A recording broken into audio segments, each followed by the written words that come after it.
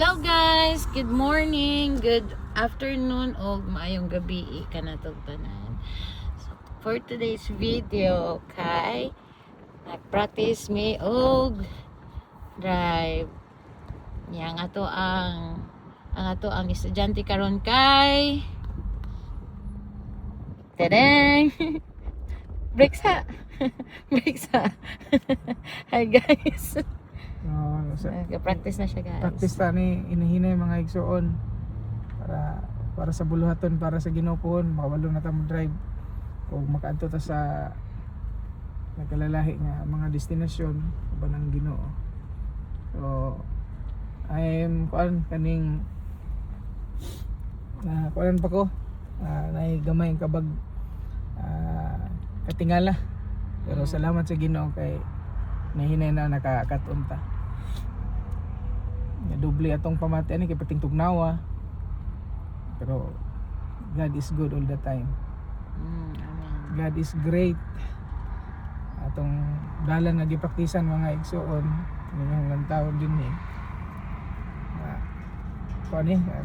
ang atong mentor dili sayon ang ato ang Juan, atong mentor mga igsoon, atong misis Kay og sipiat piti. Bitaw. So muna siya pinaka basic ra usa sa pagkakaroon. so last Control o sa control. last na ni nga tuyok. Taod-taod na mi diri guys. Yeah. Mas bintahan na karon. Binta-bintaha na karon ang kuan iyahang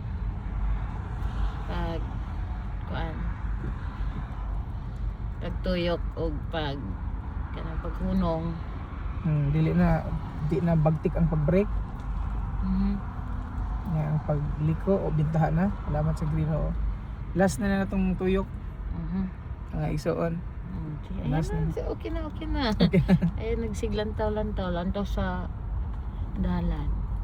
Okay, so muna siya guys. Ang pinakaunang adlaw sa pagkat-uniya og drive. Naot nga sa dili madugay, mabansay na siya. Sa pag-control sa Wow. Thank you, Lord. I improve a little bit. So, naami karon ga practice sa parking area sa church. Dako man ang parking area. Wala man gyud sila ko very good. Wala sila designated nga practice area gyud sa kuan. Sa magkatunog drive or anything. Ang kuan lang gyud is kani mga yun ani nga lugar. Mo ni siya ang pinakanindot nga pinaka-available ra nga pwedeng mapraktisan. So man ang katapusan yung tuyok guys. Salamat sa Ginoo. Atong padayong verse kay Romans 8 verse 28. And we know that in all things God works for the good of those who love Him, who have been called according to His purpose. So mapasalamaton kita sa Ginoo mga igsoon sa iyang kaayos atong kinabuhi. Okay. Parking nami.